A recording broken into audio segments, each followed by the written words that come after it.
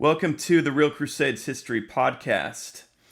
Today, our topic is going to be the Fourth Crusade. This is episode 2 in our new Fourth Crusade podcast series.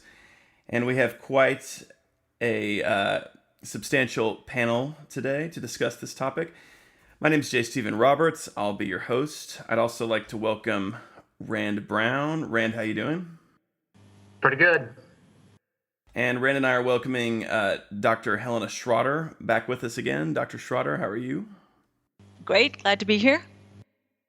And Paul Copenhagen, who hasn't been with us since the Kingdom of Heaven podcast series no, you were here with us when we did the Albigensian Crusade series too. But Paul Copenhagen, welcome. Thanks for being here. Glad to be back in the saddle. Great. And also we've got Joe Vicinanzo, who is with us for the last episode of the Fourth Crusade podcast. Joe, welcome. Thanks for having me back. All right, so we're just going to jump right into this topic here. So when last we left off, we had the upper command of the Fourth Crusade having been essentially established in France. They have now commissioned representatives to speak with Venice and arrange things in Venice. And the original plan was to assemble the Crusaders in Venice and launch an attack on Egypt in the summer of 1202. However, there were quite a few problems with this plan and with actually assembling everyone. By autumn, many of the Crusaders still had not arrived. The full numbers that had been anticipated had not arrived yet.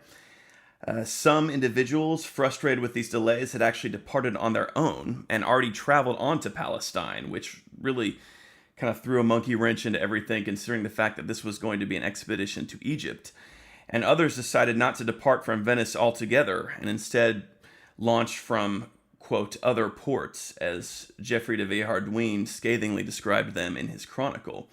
So, Dr. Schrader, I just would like to start with you today. What do you think of this plan to attack Egypt directly from Europe with 33,500 men? Was this reasonable? So there's nothing inherently wrong with the plan as such to attack Egypt directly from Europe. We saw that Richard the Lionheart took his entire fleet from England around, staging along the way, but he basically built his fleet in England and took it all the way. And he intended to attack Egypt. It was as partly his plan to attack Egypt. We could see later Crusades also choose to go towards Egypt. And the staging at Cyprus, it's a useful place to assemble, etc., but you still have to get to Cyprus by ship. Venice had no trouble with fielding ships across the entire Eastern Mediterranean. They did it for hundreds of years to come. So there's nothing inherently wrong with the plan as such of going by ship to attack Egypt. The problem is in the leadership, because you talked about, as you say, that there's this young people we talked about. They were very young. We're talking about Richard the Lionheart's nephews. We're talking about someone who's 22 years old, I think, in the case of the Count de Blois. These are not kings. Richard spent a year loading on extra taxes to increase the revenues that he already had from a kingdom, an entire kingdom, not to mention his Angevin continental empire. The Holy Roman Emperor had the resources of an entire empire at his disposal. Philip of France is despite having less territory than Richard, is still a very, very wealthy monarch. They could put together a fleet. A couple of counts could not. They didn't have the resources. One. Two, they were depending on people coming because they'd sworn to come along. This is a bunch of buddies saying, let's go on crusade. I'm sorry, I'm making it sound a little bit facetious, but this is very different from the Holy Roman Emperor telling his vassals that I expect you to show up at some place. And no, the Crusaders obviously were always volunteers. They were never something that the kings forced. But a king calling for a crusade has a lot more authority, even if it's only moral authority, than some young nobleman. So that the real flaw is not in the concept of taking crusaders by ship to the Holy Land. As I say, it's been done before and it will be done later. The problem is in the resources, both financial and military, of the actual leaders of this crusade. Yeah, very well put. Does anybody have any further comments on that topic? Or I have a question for anyone if they know anything more about this. Venice had some pretty close trading ties with Egypt, with the Muslims down there in Cairo, and in fact, they had made a trade deal in 2001 with the people of Cairo. 1201. 1201. 1201. Yes. Does anyone have any more information, perhaps, or any thoughts on whether or not Venice was actually intending to bring the Crusaders all the way to Egypt in the first place? That's a very interesting point, one that I wasn't even aware of. Well, I know Jonathan Phillips addressed that in his book, and because that's something that Stephen Runciman says, is that he claimed that Venice actually had made an agreement prior with Alexandria that they would divert the crusade away from them. But Jonathan Phillips says there's no evidence for that. So I personally don't think there's any reason to think so either. That sounds again like a bit conspiracy theories and Right. trying to make the Venetians totally Machiavellian here. They had strong trading ties with Alexandria because trading with Egypt is an extremely profitable business. They're carrying trade out of for the riches coming out of the Nile is a very, very lucrative one, and it's one anybody would cover. The Venetians, therefore, would even be happier to have that without having it completely under their own control. Exactly. If in 1201, they have to deal with the Muslims because they control Egypt. If they could get control of of Alexandria and the Nile Basin, they don't have to deal with those guys. They don't have to give them a cut. It's much more lucrative for Venice. Oh, that makes sense. Yes. Yeah, that's the point Jonathan Phillips actually made. He said owning Egypt, owning Alexandria is considerably more profitable than having to trade with Alexandria. So yeah. I think that makes sense. Okay, so by autumn of 1202, only about a third of the projected 33,500 men had actually assembled in Venice. So this brings us to the point where ultimately the French end up owing the Venetians about 34,000 silver marks for shipping that had already been prepared. And as we discussed in the last episode, Venice had essentially diverted their entire commercial activity toward creating this fleet for the Crusaders. So I think, Joe, you sort of mentioned last time, this was something that really had to be repaid to Venice if Venice was to continue to exist. The Doge of Venice at this point, Enrico Dandolo, suggested that the debt be settled through plunder. The Doge asked the Crusaders to aid Venice in recapturing the port city of Zara on the Dalmatian coast from the Hungarians. So this isn't even an Eastern Orthodox city. This is a fellow Catholic, Latin city. And indeed, I believe Zara had made some commitments already to the Crusade, or the King of Hungary had made some commitments to it. So Rand, I'm going to go to you. What do you think of this proposal? Was this a violation of the ideal of the Crusades? Well, I think there's a couple different ways to answer that.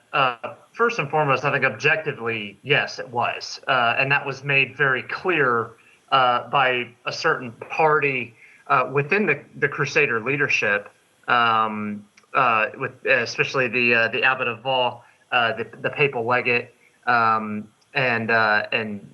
figures like Simon de Montfort and others that, they were not okay with this. However, what's really interesting about the Doge's proposal to take Zara is that it almost seems like not all the Crusaders, even in Venice, were even aware that that's what was being planned. If you reread Geoffrey of Villehardouin's account, he kind of almost makes it sound like the Doge, he makes this very public show of joining the crusade and taking the cross. And then it's almost like in the midst of that, he gets together with a select few of the Crusader leaders and says, well, hey, look, we've decided this. Since you owe us, over 30,000 marks, how about we, real quick before we go to Egypt, how about you guys hop across the Adriatic and take back the city that we lost? I've read other pieces by some other Crusades historians that mention that in like the account by Robert Denary, the Crusaders were almost a lot of the Crusaders, especially the lower ranking guys, almost seemed surprised when they showed up at Zara. Like they almost like many of them didn't even know why they were even there at first. And then all of a sudden they're being told, "Oh, we need to take this city for Venice in order to get to Egypt." And when you reread Joffrey of Villehardouin's account, when he talks about the resistance that starts to come from people like the Abbot of Vaux and the de Montforts, you get that impression that like not everybody was being told about this before they were there. And it's an interesting detail that I think kind of gets overlooked a lot of times, that I think the Doge was only working kind of with certain people within the crusading leadership when he proposed this. And Boniface of Montferrat and the inner circle. Sort of. And that the others, once everybody gets on the same page, that's really where you start to see the rift amongst the various leaders, and you see some people just straight up defect from the Crusades, from the Crusade. Can I say something here? Or You bet. I know other people haven't. I know other people haven't had a chance yet. I just think that we've got to keep separate Crusade and the attack on Zara, because the attack on Zara is not a crusade. Nobody's pretending the attack on Zara is a crusade. This is a way of financing a crusade. Right.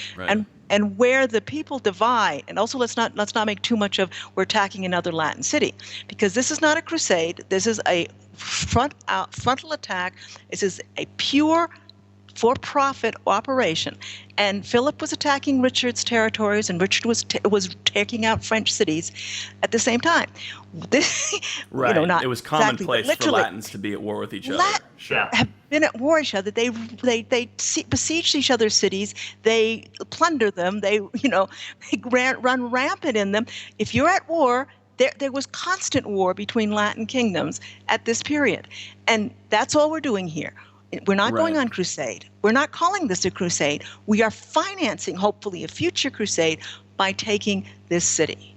Yeah. And therefore, it's wrong to confuse it. I think I said in our little private talk, Jay, that I think that the biggest problem with the Fourth Crusade is that it's a numbered crusade at all. The crusade ended in Venice when they couldn't afford the ships. From then on, this army is nothing but a mercenary. There's nothing but a mercenary army from then on, and Villehardouin's entire, passion about it is trying to keep the army together in the hope that eventually, if we keep it together, we will be able to later go on crusade. But neither Zara nor Constantinople is a crusade. That's an I would agree. Point. I would agree with that, except to the point where there were obviously many in the crusading army at that time who still saw themselves as a crusade. The portion that I want to read from Joffrey's account is the quote by the Abbot of Vaux, the Cistercian papal legate, who at one of the councils at Zara, he says, quote, "My lords, on behalf of the Roman Pope, I forbid you to lay siege to this city, for it is a Christian city and you are pilgrims," unquote. When the Doge heard this, he was greatly angered and annoyed. He said to the counts and barons, quote, "My lords, the city was ready to submit to me, and your men have taken it from me. You made an agreement with me to help me capture it, and now I call on you to do so," unquote. So there were obviously people within this army who saw themselves as crusaders and were disturbed. This army had only come together because they'd taken the cross. They all saw themselves as crusaders. I'm just saying that what they were doing at that time. At the moment when the Doge starts saying, "Well, let's not go attack Egypt. Let's go capture the city to pay for the crusade," he's diverting those innocent people. You're absolutely right, which is why some of them stood up and said, "Not with me," Right? No, not with me. Not with my men. That's perfectly legitimate. I'm just saying that the actual attack on the Doge didn't see the attack on Zara as part of the crusade. He saw it as a way to finance that crusade. Yes. Right. And I think that's a very important distinction to make with more in response to the modern critics of the Fourth Crusade. Would I be correct with that, Dr. Schrader? Oh, absolutely. Paul, did you have a comment you were going to add? No, not really. I have to agree with everything that Dr. Schrader said. The real tragedy of this is that it's the Fourth Crusade. It's a numbered crusade. And, going with Rand's discussion or point that, this is a problem with the scholarship of it, I would argue that this is, one of the major clouding factors of talking about Crusades at all. Whenever you discuss the Crusade, and there are those people that, take the typical tack of Runciman's scholarship, that the Crusades were these religious wars, and look, they went so off the rails that they started attacking their own cities. That's why Crusades are bad. That's part of the problem of the definition and the very terminology that we have to overcome, and that's really part and parcel. We see it really here. As Dr. Schrader said, the attack on Zara is just a way to finance the crusade, and no one really, really sees this as a crusade. The division is the question of, should we be doing this to finance the crusade, or should we find some other way? And then there's, you have Simon de Montfort, who basically says, no, let's try and do something else. I'm not having anything to do with this. And then you have the other crusade leaders that say, okay, well, if we can do this, then, yes, we can still go on to Egypt. We can still go forward and carry on the crusade. So you have that too. They're not. Neither one is saying, oh yes, this is the crusade. Let's take over these Christian areas. No one is putting that forth. And Dr. Schrader hit the nail on the head with that. I think it's worthwhile to point out that in fact the nominal head of the Fourth Crusade, Boniface, wasn't even present for the siege of Zara. He was off trying to find some other sources of funding and didn't arrive until December after the siege had already been concluded. Yes, he was at Rome at this time. So, Joe, did you have any comments about how you thought the average crusader may have reacted to the idea of attacking Zara? I think we've kind of already addressed that, but... Well, I think there was a certain degree of hesitation. Certainly, different chroniclers report that. Even seeing Zara itself and just the fact that it was such a well defended city in a Christian area, in a Latin area, in an area that was clearly for the benefit of Venice and not necessarily for the benefit of the Crusade to take, gave people pause. Like as Rand said, many of them had just been informed that they were on their way to Egypt and hadn't been told that they were going to be stopping off in Zara in the first place. So. Obviously, there was a large contingent that was unhappy with it, led by Simon de Montfort. But they got the job done, so it can't have been a majority. Right. So once the French leaders accepted this proposal from Venice to capture Zara, the Venetians essentially joined the crusade. The Doge takes the cross, as well as many high-ranking Venetians. A fleet of some 200 ships departs Venice in October of 1202, headed for Zara. I thought this was really interesting when I was reading about this fleet. It seemed to be a pretty state-of-the-art fleet that Venice had constructed here. There were ships carrying mangonels and siege equipment. The vessels could be arranged side by side to form floating batteries. There was onboard artillery for throwing stones and Greek fire. And some of the ships were even equipped with storming ladders and flying bridges, and some of them had ramps that could discharge mounted knights directly onto the shore. So we're getting ahead of ourselves, but it explains how they were successful where everybody else had failed in taking Constantinople. This was a technology. Right, yeah. This was a leap of technology for the time. That's what I was thinking too. I mean, this is such a naval crusade in many ways. I mean, the naval assault on Constantinople. But yeah, we would be kind of getting ahead of ourselves there. Well, and I think just real quick, I think you're seeing some of the lessons learned from the previous crusade actually being put into practice. As we covered in our last podcast series on the Third Crusade ad nauseum, Richard, the maritime element was such a major factor in Richard's campaigns down the Palestinian coast. So it would make a lot of sense that the Crusades that come after are always going to remember that is the real key to their military success in the Eastern Mediterranean, is having that naval superiority. Yeah. So Dr. Schrader, you were saying this is a leap in technology. This was this was a new way to conduct an assault. Is that kind of what you're saying? Yeah, I mean, Richard obviously didn't have all of those things you were just describing. He was excellent at being able to use his amphibious forces and put his troops ashore, and he used the fleet as a mobile hospital. He used it for bringing his supplies. He used it, to be able to for mobility. But he wasn't able to use ships to lay siege. He didn't take the ships alongside Acre and attack it from the seaward side. Mm-hmm. Yeah. This is dramatic. Yeah, so the fleet appears before Zara on November the 10th of 1202. The army lands, but almost immediately they receive a letter from Pope Innocent III forbidding them to attack any Christian city, and Zara is named specifically. So this adds a whole new level of controversy to what's going on. At this point, many crusaders, especially and famously Simon of Montfort, refuse to take part any further. So, Paul, as we discussed in the Albigensian Crusade podcast, I know you're a big fan of Simon of Montfort. What do you think of his reaction here? Was he upholding the Crusader ideal? Also, what do you think of the Pope's response to all this? How do you think the papacy would have viewed this idea of diverting to Zara? Simon of Montfort is one of my favorite Crusaders, and I think he upholds the Crusader ideal. The Crusader ideal that sweeps through the military orders and everything like that is that this is for the establishment and defense of Christendom. And Simon de Montfort can't square that circle, so to speak, in terms of reconciling himself to protecting Christians at the same time that he would be ordered to besiege Christians. He can't square that. He can't do that, and I think that's part and parcel to his character. He's a man that is described as being intensely religious. He, as we see later on in the Albigensian Crusade, where he basically commands the whole thing alone and manages this sort of one-man leadership crusade, he is a man of intense devotion.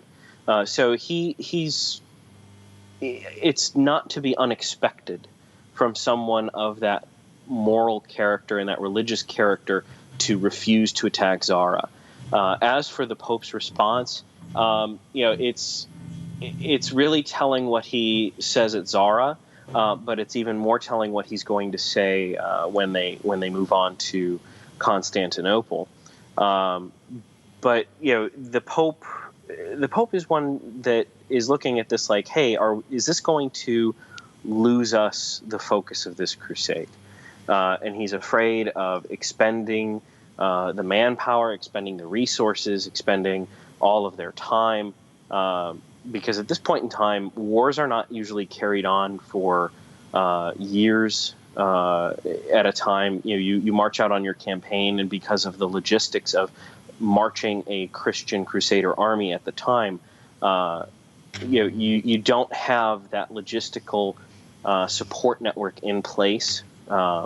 So I think he's very much worried of the strategic aspects of getting your men to the area and getting supplies to the area. And if you're spending all of your manpower and your supplies attacking Christian kingdoms, he sees the end of a crusade right before it begins. So his condemnation of the attack on Zara is very much in line with its crusading policy up until this point. And we can speak more to Pope Innocent III's actual words when it comes to Constantinople. Right. Further comments, anybody? Yeah, just real quick. Something I thought was interesting, and granted, this comes from Joffre de Villehardouin. So a guy who was very close with the top tier of the Fourth Crusade leadership. But after Zara is taken, a delegation of the Crusader leaders go to Rome and meet with the Pope to essentially, at least what Joffre says, to beg his forgiveness for the taking of Zara. And it's interesting that Joffre almost makes it out like the Pope's response to them is like, well, I get it. You guys felt you had to do what you needed to do. No big deal. Just don't do it again and get to Egypt. In fact, his exact words are, quote, "The Pope told the envoys that he knew well that they were constrained to do this because of others' failings. He had great pity for them on this account and sent his greetings to the barons and pilgrims, telling them that he absolved them as his sons. He instructed them and begged them to keep the army together because he well understood that without that army, no service to God could be performed.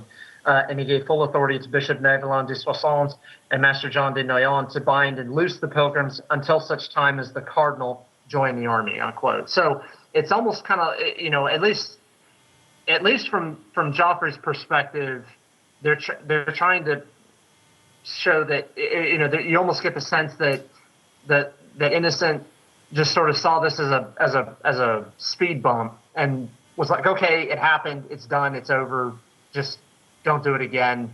He had to kind of make do with the way things were. Yeah, exactly. He wasn't happy about it, but the idea is, okay, well, let's try to move past this unfortunate episode. Yeah. And to be fair, we do need to take into account the source from where that's coming from. That may be there may be a smidge of apology softening going on. Maybe. On Joffrey de Villehardouin's part, but it is very telling that that's the recorded response of Innocent. So yeah, Zara is going to fall on November 24th. Although, we should add the Crusaders did offer them terms at first, which Zara refused. Zara is sacked. The spoils are divided between the French and the Venetians. So the whole shameful episode is carried out in that way. The decision was made to winter at Zara since it was too late in the year to continue the campaign. And it is during that wintering at Zara that our next big turn takes place in the Fourth Crusade. So as Joe, you mentioned earlier, or one of you mentioned this earlier about Boniface of Montferrat advocating for the Crusade elsewhere while this was going on. Was that you, Joe? That was me, yes. Okay, yeah, so Joe mentioned that. He'd been gone since before the attack on Zara, and he shows up again in December of 1202. And just after his return to the army, envoys arrive from Philip of Swabia, who, as we all mentioned last time, he was married to the sister of the future Alexius IV. Is that correct, Joe? That's right. The daughter of Isaac Angelus, the deposed king, and the brother of the future Alexius IV. Right. And then Philip was... Yeah, the sister of the future Alexius IV. Yeah, we've got to get these complicated medieval relations, right? And also the cousin of Boniface of Montferrat. Yes. So cousin-in-law, essentially, of Boniface of Montferrat. All right, so we can see here how we've got this whole extended family that is both Latin and Byzantine. And so Boniface returns, and in his wake come envoys from Philip of Swabia, and they have another proposal for the Crusaders. They want the Crusaders to do the incredibly noble thing of restoring poor Isaac II Angelus and his son Alexius IV. Well, not yet Alexius IV, but his son Alexius, basically. The envoys from Philip want the Crusaders to restore them to the throne in Constantinople. And so the offer is made that if the Crusaders will do this, if they will divert the army toward this task of taking Constantinople for Isaac and his son, Constantinople will submit to the papacy. 200,000 marks will be handed over to the cause of the attack on Alexandria. Constantinople would provide a year's worth of provisions to the crusade. Alexius himself, that's Isaac's son, and Philip of Swabia's brother-in-law, also promised to join the crusade and contribute a Byzantine army of 10,000 troops to the crusade. Joe, you're laughing. To be followed by a permanent contribution of 500 knights to the maintenance of the Holy Land. So, I would just kind of like to get each of your thoughts on this point in the crusade, this diversion, if you will, or this proposed diversion. First we had this attack on Zara, and now this is the next big controversial move by the Fourth Crusade. Let's go attack Constantinople. but it's for a good cause. Don't forget that. So, Dr. Schrader, what do you think of this offer? Let's start with you. I have a hard time believing that anybody could be so gullible. Given the history, given the history of the West and Byzantium, which you touched on and we touched on a little bit, there had been good periods. There had been periods of cooperation. There had also been a lot of bad blood between the two empires, or between the West and the Eastern Roman Empire. There had been a lot of accusations of betrayal during the First Crusade. There was was it Isaac himself making, or was it Andronicus making deals with Saladin behind Richard's back? Actually, yeah, it was Isaac the Second. Yeah. Mm-hmm. Yeah. So Isaac, the plan they're going to restore is the guy who had a deal with Saladin, and now his son's saying that they're going to pay all these huge amounts of money. I just can't believe these guys were so gullible. I can't believe they believed it. It was a ridiculous offer, and it was particularly ridiculous to think that an emperor was going to just go and impose Latin Christendom on an Orthodox empire. No emperor can do that. And they must have known that. They can't have seriously believed this young man, no matter how nice and well-mannered and everything else he was, and even if he was legitimate and all of that, how could he possibly walk in and say, oh, by the way, how many years of schism is all gone, it's all over, and we're going to now just all be good Latin Christians. It's absurd.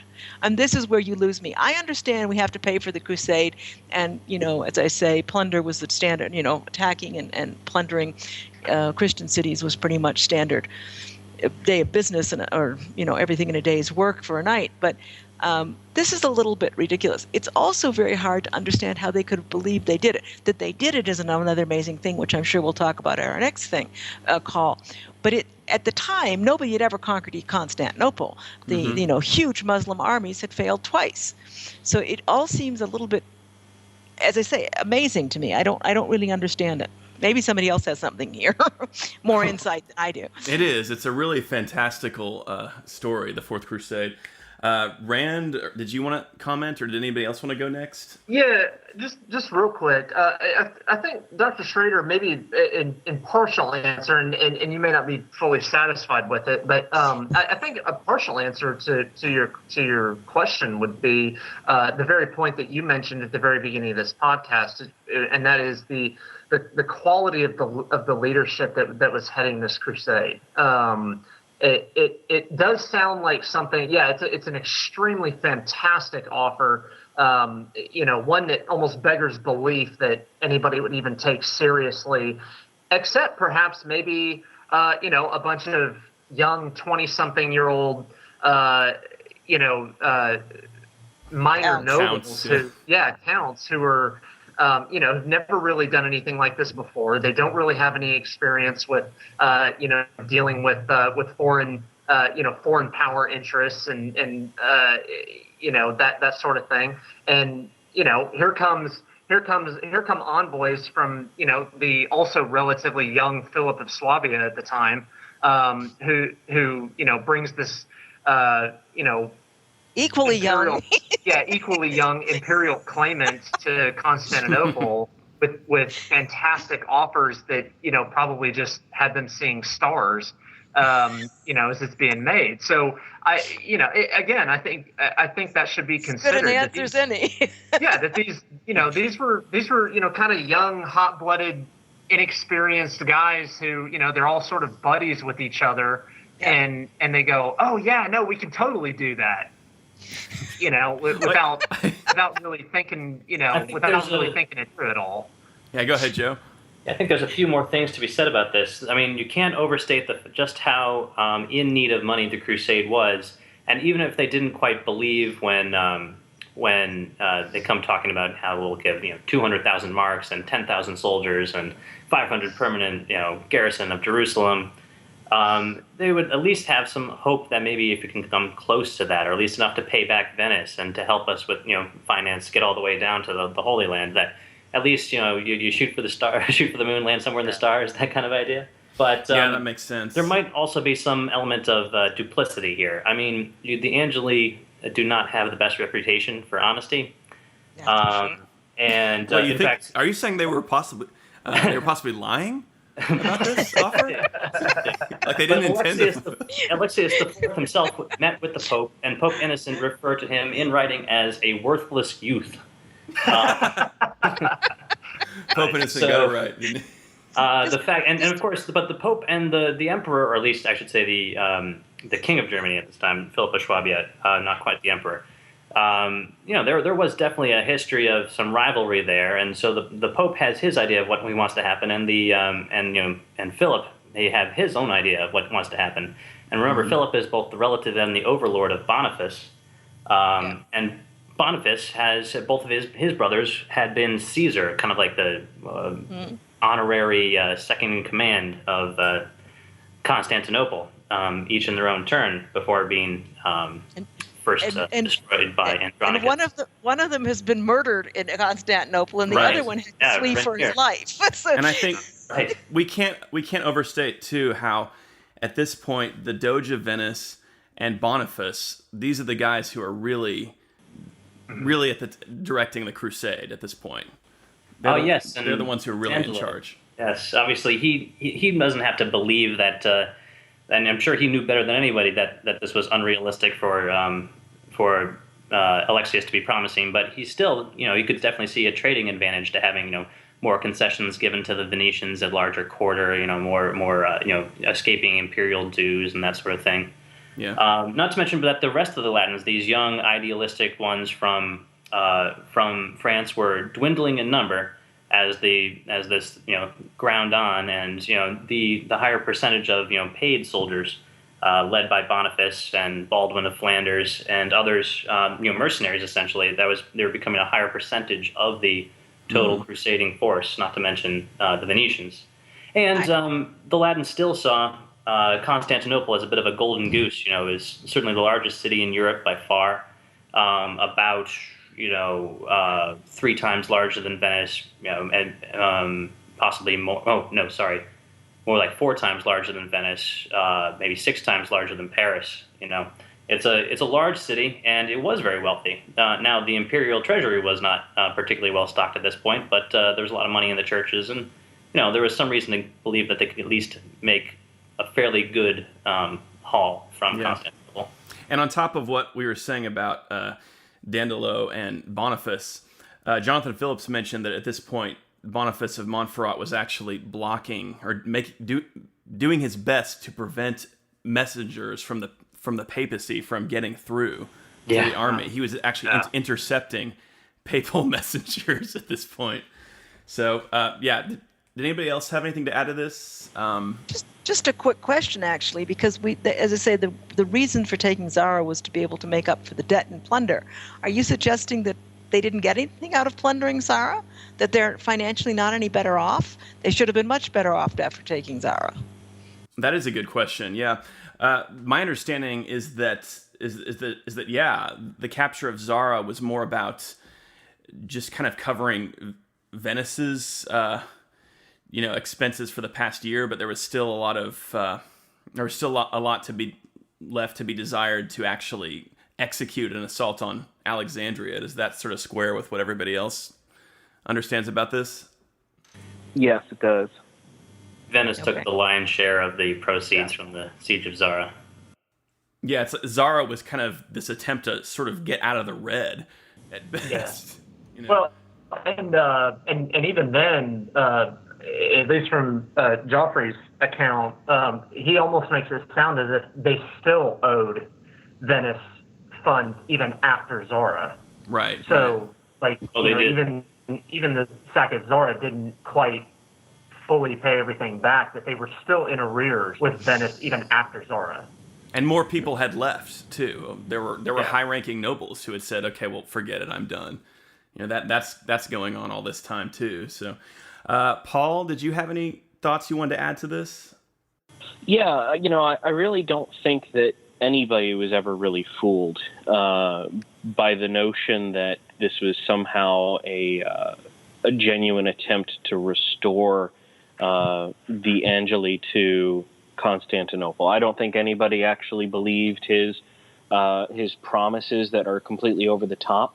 And it was mentioned before that Boniface, the Count of Montferrat, was already the Marquess of Montferrat was already intercepting communication between Rome and the army. And I'd like to read one of the communications directly to the Marquess of Montferrat from Innocent III. Yeah. And this is right after Zara, but just before the crusade is pushed off to Constantinople. There's a particular part in here, and Innocent really calls him out on it. He basically drops all the veil and says, "I know what you're doing. Don't you dare think of it." And it says, "I trust that your repentance is genuine, so that because you are penitent for what you have done, you will be careful to avoid doing anything similar in the future." And that's, of course, referring to the sack of Zara. A person who goes on to commit once again the sins for which he has been sorry is not a penitent, but a trickster. The penitent committing the same sin again is like a dog returning to his vomit. A person who sins once and then returns to commit the same sin again is indeed irresponsible. None of you should therefore dare to assume that it is permissible for you to seize or to plunder the land of the Greeks, even though the latter may be disobedient to the Apostolic See, or on the grounds that the Emperor of Constantinople has deposed and even blinded his brother and usurped the imperial throne. For though this same emperor and the men entrusted to his rule may have sinned, both in these and in other matters, it is not for you to judge their faults, nor have you assumed the sign of the cross to punish this injury. Rather, you specifically pledged yourself to the duty of avenging the insult to the cross. And of course, the insult to the cross that he is referring to is the recapture of the Holy Land, and going back to Egypt. So, I mean, Innocent III basically calls him out. And in fact, later in the letter, he goes on to basically say, if you do this, you're excommunicated and we're not going to absolve you. So, right. No one is fooled by this idea of, we're going to reinstate the rightful heir and, reunite Latin Christendom. That was all a bunch of smokescreen for Philip, the Duke of Swabia, to gain some influence for his cousin, as Joe pointed out. It was all just the smokescreen and the rationale, and they kind of, it's almost insulting to Innocent III that they thought that maybe that would be good enough of a reason, and that Innocent III would leap at the chance. Yeah, I'm glad you read that, Paul. One thing I've always thought about the Fourth Crusade, the Fourth Crusade, as we mentioned earlier, in terms of how the Crusades are interpreted in our own world today, looking back on it, the Fourth Crusade is often held up as the big, proof that the whole thing was, well, look at this, they did this. I mean, the church really comes off looking, I think, the most responsible in this whole thing.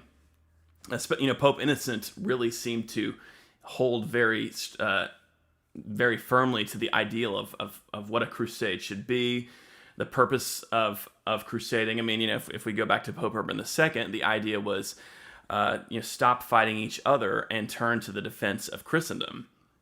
And I think Pope Innocent really is holding that up here. And, he tried to salvage things after the attack on Zara and that sort of thing. But yeah, I admire Pope Innocent's reaction to this whole thing. So any comments from anybody?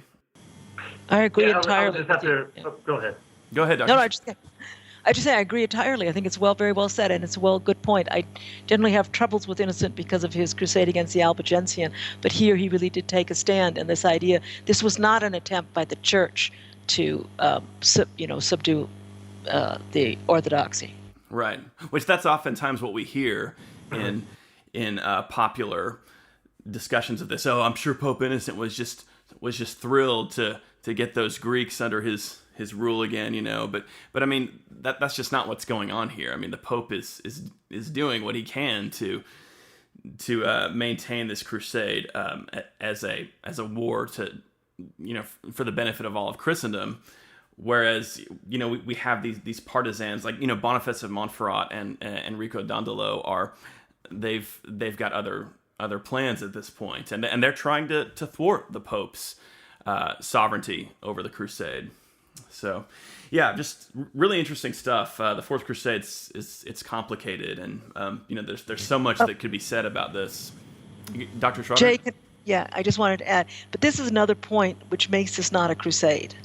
Right, Because right, yeah. by definition, a crusade is sanctioned by the Pope. And in the moment when Innocent comes out and flatly says, restoring the Alexis, all the attack on Constantinople does not have his blessing, it is no longer a crusade. Right, yeah, absolutely. And that's one of the reasons that Boniface was trying to block communication from the Pope, is because he knew that this was how the Latin world understood crusading. This is something this is sanctioned by the church. You earn an indulgence for it. And so if everybody started realizing that the Pope was no longer on board, that the Pope had condemned the whole thing, and that essentially, you're going to go to hell for doing this, then that's going to cause even more desertions. So I've come to the end of my plan for this. Did anybody have anything else they wanted to add to this point in to the Fourth Crusade? I know, next time we're going to get on to the actual operations against Constantinople, but I wanted to open this up to any further comments from anybody at this point. And there's the silence.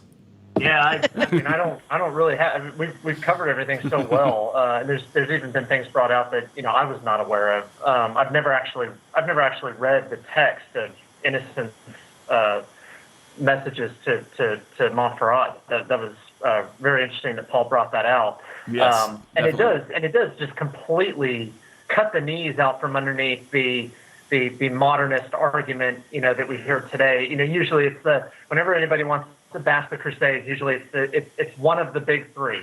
It's either the Albigensian Crusade, the Fourth Crusade, and then every now and then the Baltic Crusade. With the Teutonic Order. True. Yeah. It's like those are like the big three that everybody always holds up, and says, "Oh, Crusades were evil and they were all misguided," and and the bloodbath in Jerusalem on the First Crusade. The idea of everybody. Don't forget the rivers of blood. Yeah, up to the knees of the horses. The Michael Bay-esque description of the sack of Jerusalem. Michael Bay-esque. Yeah, but. Or the cannibalism. Let's not forget the cannibalism. Oh yes, yes. That's right. It is, and I like this. I like this argument that the Fourth Crusade was not even a crusade. The moment Innocent came out and said, "No, I do not give my sanction to any of this, nor does the church," and I'm speaking as the as the vicar of Christ, as the heir of Saint Peter. This is not, you are not allowed to do this. They are not a crusade, even as they understood even as the people in that time would have understood the concept of a crusade. So I agree with that wholeheartedly. I think there is a lot to be said for the fact that the leaders of this crusade are people of. They started out initially, they wanted to have this mostly French-led, and there were certainly a lot of French nobles. But by the time things start going off the rails, it's Northern Italians essentially, the people who have the least respect for the Pope because of their proximity, and the fact that they're being torn between the Pope and the Emperor, the German Emperor, in their loyalties. This is where that the Welfs and the Ghibellines, that struggle first arises around this period. That's a good point. And just the disrespect for the Pope. Yes. Yeah, it goes from. Go ahead. Italy has also been fighting with the Byzantine Empire much more frequently. There's been more tension there. Oh yeah, and between France and the Byzantine Empire. Venice has long-running, feuds and sort of turf wars with the Byzantines. So, yeah, and I think too, as someone mentioned earlier, the problem that this is called the Fourth Crusade. So, anybody who's kind of going through the numbered crusades, they kind of run into this one, and it's confusing. And the whole numbering system is. It's kind of an unfortunate relic from a more simplistic time. I think it was kind of around the Victorian era that the numbers were come up with. I could be wrong about that, but it's definitely very Gibbon-esque. Right. Even you've got other things like that from medieval history. You've got the idea of the idea of the 100 Years' War. Right. When really it was a series of conflicts that involved different players at different times. It was not this one monolithic, conflict. It was actually a series of conflicts broken up by truces and ceasefires and treaties and all this kind of things. It's a very early modern history tends to do this simplistic. Not to mention the Wars of the Roses, which nobody at the time would have thought of. Yeah. Right, Yeah. sure, a bunch of roses fighting each other. Yeah. Right, sure. Yeah, good stuff. So, does anybody else have any comments, or I think we're kind of coming to the end here. Well, I think it was actually German historians in the 1500s, the 16th century, who actually numbered the Crusades. Oh, okay. Yes, That I'm not sounds sure very exactly. Germanic. Yeah, I know. Jonathan Riley Smith. He's in one of his books. He said the second. Rest in peace. I'm sorry. Yeah, rest in peace. That's absolutely rest in peace, Jonathan Riley Smith.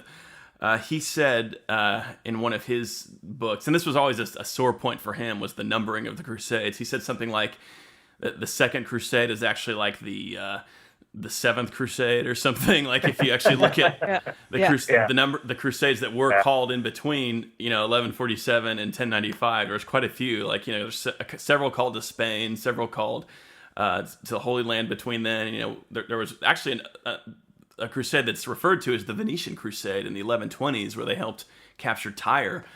But anyway, so yeah, really interesting stuff. This was a great panel. I really enjoyed getting to hear from all of you and hearing the interaction of the ideas. So I'm just going to say thanks to each of you. Rand, as always, thanks for helping me with this. It's great to have you. Absolutely. It's a pleasure to always be on. And Joe, I'm glad that we've been able to get you back for these. Thanks for being with us. Thanks. It's a lot of fun. And of course, Dr. Schrader, we're very glad to have you with us. I can only echo that. It's fun to do these. It really is. It's a lot of fun. And Paul, I'm really glad you could make it for this one. And you'll be back for next week, won't you, Paul? Absolutely.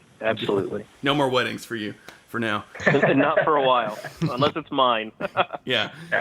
And when that happens, we'll accept that excuse. So, but thanks for being with us, Paul. Of course, you might crash your wedding all in costume. You never know. Yeah. We could. I would definitely accept people crashing the wedding in costume. We could have the Fourth Crusade to your wedding. We could divert to Paul's wedding and Plunder the buffet tables before you move on to Egypt, right? It's a good cause. We're just here to restore the proper order of things before we head on to attack the Muslims. So yeah, good stuff. So yeah, and since Dr. Schrader does have her own website, I do want to plug that.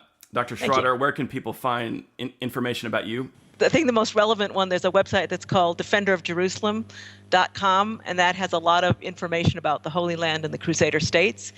And I have to mention that my series on Bailey and Evelyn, or my Jerusalem trilogy, as we started to call it, is all now complete, is out.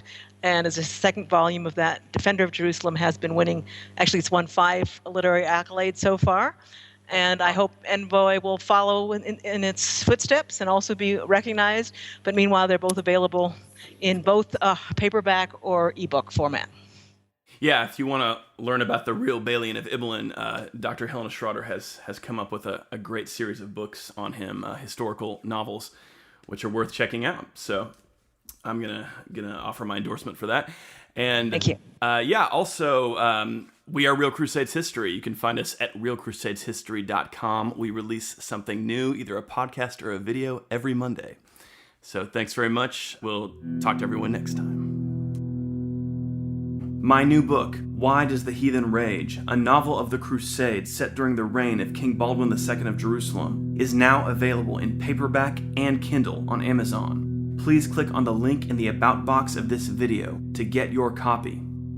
Also, if you would like to support Real Crusades History by offering a donation, you will find a PayPal donate link in the About box of this video. Thank you.